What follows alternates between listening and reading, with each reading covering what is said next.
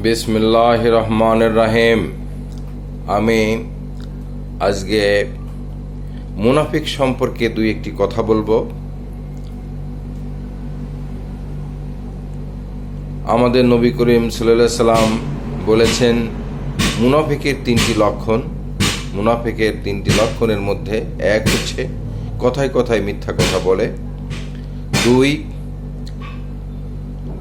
ওয়াদা ভঙ্গ করে, কারোর সাথে প্রতিশ্রুতি বা কারোর সাথে ওয়াদা করলে সেই ওয়াদা রক্ষা করে না, তিন আমানতের খেয়ানত করে।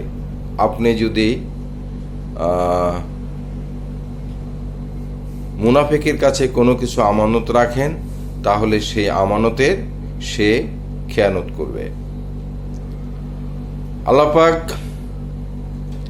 কোরআনের আল নিসার 145 নম্বর আয়াতে উল্লেখ করেছেন, যে ব্যক্তি মুনাফিক তার জায়গা হবে জাহান্নামের সর্বনিম্ন স্তরে। তো এই জন্য